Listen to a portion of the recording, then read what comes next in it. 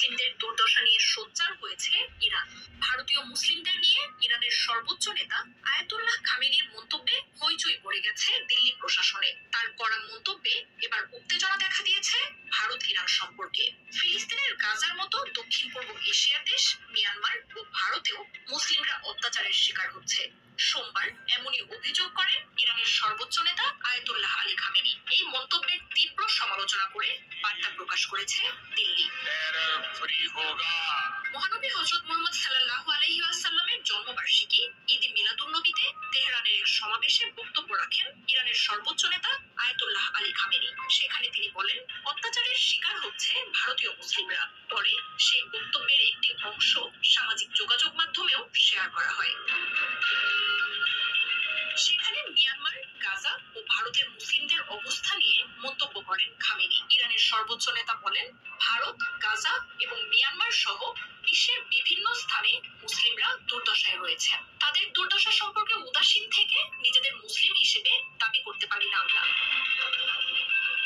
এর পরপরই ইরানের সর্বোচ্চ নেতার এমন মন্তব্যে কড়া প্রতিক্রিয়া জানিয়েছে ভারত। দেশটির পক্ষ থেকে বলা হয়, কোন রকম তথ্য প্রমাণ ছাড়াই ইরানের সর্বোচ্চ নেতা এমন মন্তব্য করেছেন। ইরানের সর্বোচ্চ নেতার মন্তব্যের তীব্র নিন্দাও জানিয়েছে ভারতের পররাষ্ট্র মন্ত্রণালয়। আয়াতুল্লাহ আলী খামেনির মন্তব্যকে ভুল এবং অগ্রহণযোগ্য বলেও সমালোচনা করেছে নয়াদিল্লি।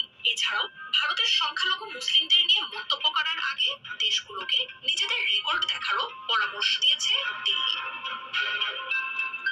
গাজায় ইসরায়েলের যুদ্ধে এই মুহূর্তে তপ্ত পশ্চিম এশিয়া। সরাসরি ইসরায়েলের বিরোধিতায় সবচেয়ে গুরুত্বপূর্ণ ভূমিকা রাখছে ইরান। আসসালামু আলাইকুম, আপনারা কেমন আছেন? ভালো আছেন? দেন এই ইন্ডিয়ায় যে আমরা মুসলমান অত্যাচার করে সব রাষ্ট্রেই জানে, কোন রাষ্ট্রে বাদে না, প্রত্যেকটা মুসলমানের রাষ্ট্রেই জানে যে আমরা মুসলমানকে ইন্ডিয়ান আমরা মুসলমান অত্যাচার করে। ইন্ডিয়ান হিন্দু বিজেপির আমরা মুসলমানের মারাধরি করে, মনে করেন যে অত্যাচার করে, বাড়িঘর ভাঙে তছনছ করে, রাস্তাঘাটে মুসলমানের মারাধরি করে, মসজিদে নামাজ পড়া যায় কিনা মারাধরি করে, মসজিদ ভাঙ্গে। সব রাষ্ট্রে সারা বিশ্ব মানুষের জানে ভারতে মুসলমানের অত্যাচার করে, মুসলমানের অত্যাচার করে হিন্দু বিজেপিরে। নরেন্দ্র মোদীর এই কারণে ইরানের প্রেসিডেন্ট তাহি কথা প্রেসিডেন্ট কইছে। আর ভারতের নরেন্দ্র মোদী হ্যাঁ কইতেছে মিথ্যা কথা, মিশা কথা কইতেছে, প্রেসিডেন্ট মিশা কথা কইতেছে। আরে নরেন্দ্র মোদীর তুই বুঝবি কি? নরেন্দ্র মোদী তোর সামনে তুই তো আস্থাটা আস্থাটা জানোয়ার। তুই নরেন্দ্র মোদী তুই মানুষ নাকি? তুই মানুষ না, আস্থাটা জানোয়ার।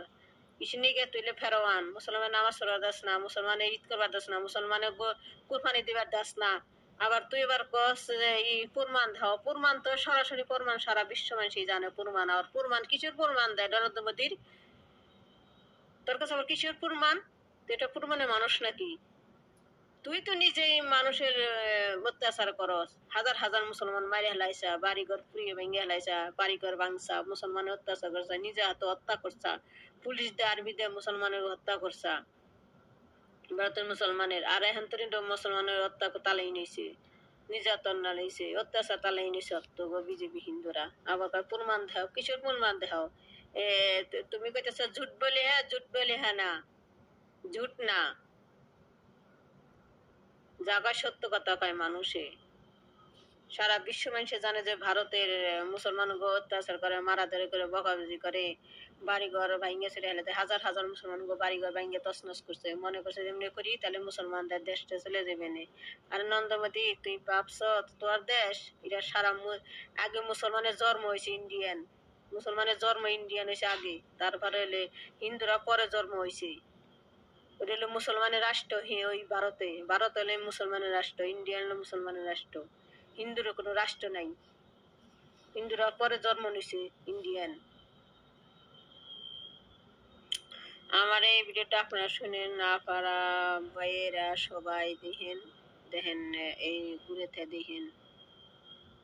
তে আপনারা এই ভিডিওটা ভালো না গেলে শেয়ার করেন, লাইক করেন। আসসালামু আলাইকুম, ভালো থাকেন আপনারা।